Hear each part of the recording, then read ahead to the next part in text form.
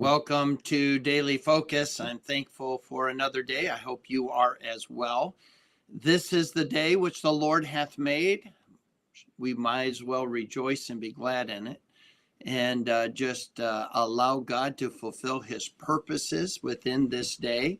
And it's a little nippy here in Michigan, and got a little snow overnight, but it didn't stick much. And but it's a little nippy out there today, but that's okay. Summer will be here before we know it, and spring is a process. Well, we're in John chapter 7, and we're going to look at the reality of how man's heart judges. And in verse number 24, Jesus said, "Judge not according to the appearance, but judge righteous judgment." In other words, people love to run to Matthew 7:1, "Judge not that ye be not judged." And we understand that we're not to have an expectation of others that we do not have for ourselves. We're not to be condescending and condemning of other people while we strive to elevate ourselves. That's not how we're to approach anyone. However, there is a judgment that every man has to make, and that is it reflecting the character of Christ? So we judge ourselves in 1 Corinthians 11 so that we're not judged. In other words, God said, examine yourself.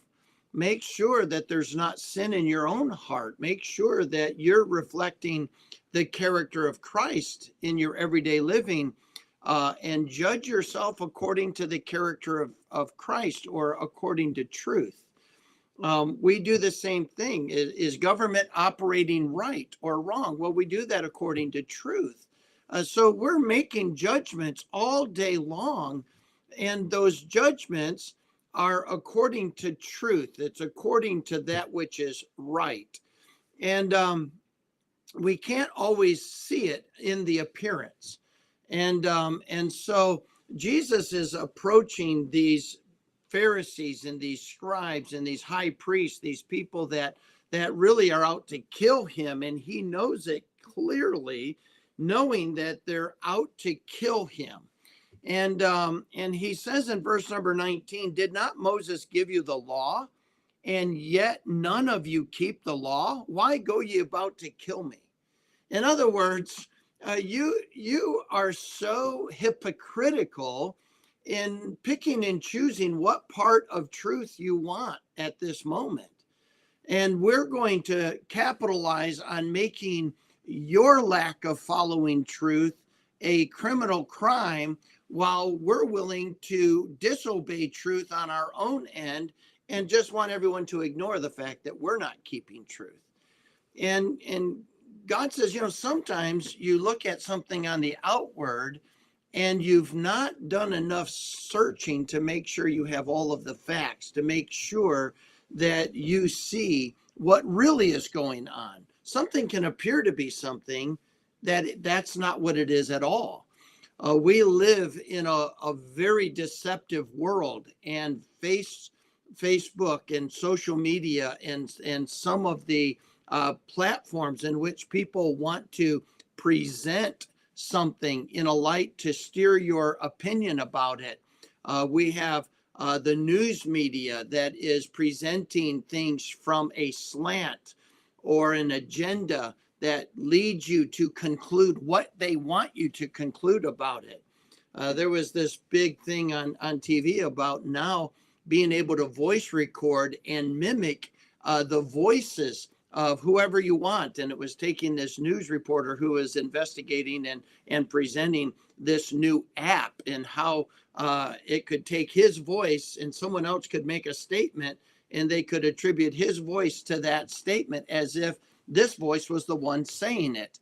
And we live in this world where, we love what can be done on TV with, some of the amazing stunts and some of the amazing things that they can make it look like it's happening right now, but it's someplace else.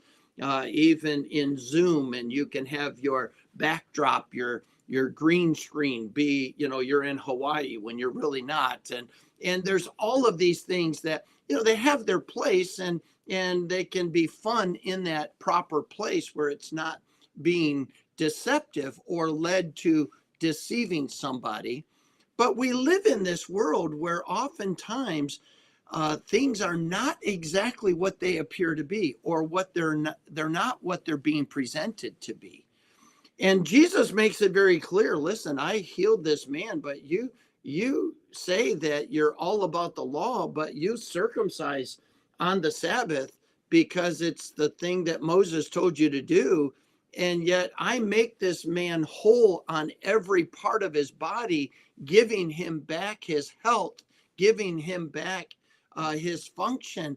And yet you want to criticize me for doing something on the Sabbath.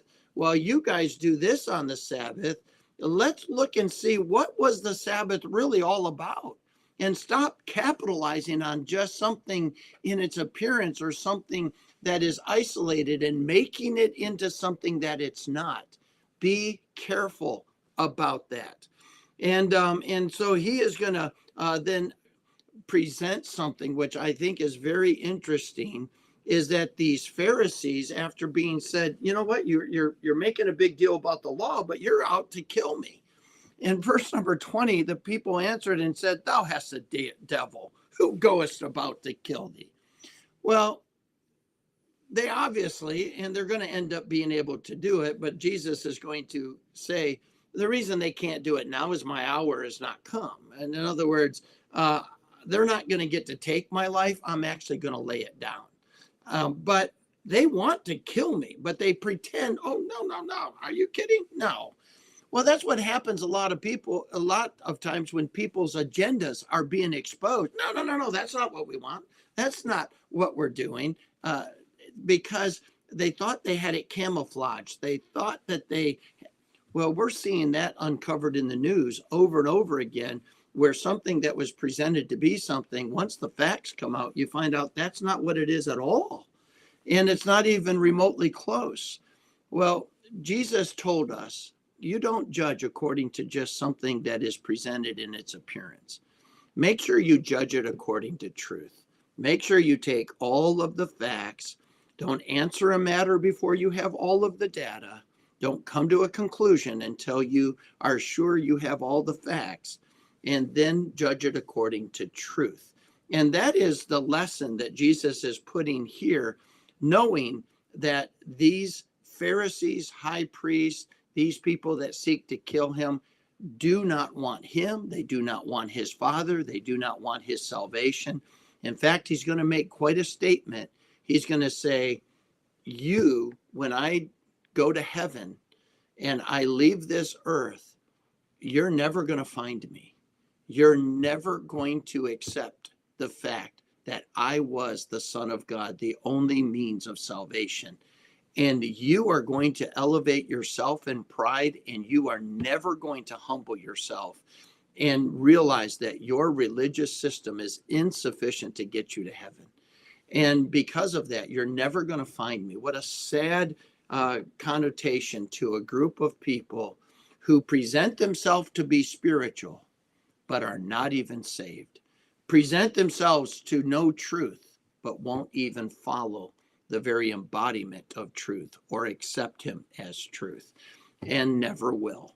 What a sad thing. We'll look at the rest of this tomorrow, but I'm glad you joined me today. But let's just be careful with our judgments and make sure we elevate truth and present Jesus Christ in truth in everything that we do, being careful to make decisions about truth. God bless you. I look forward to seeing you tomorrow.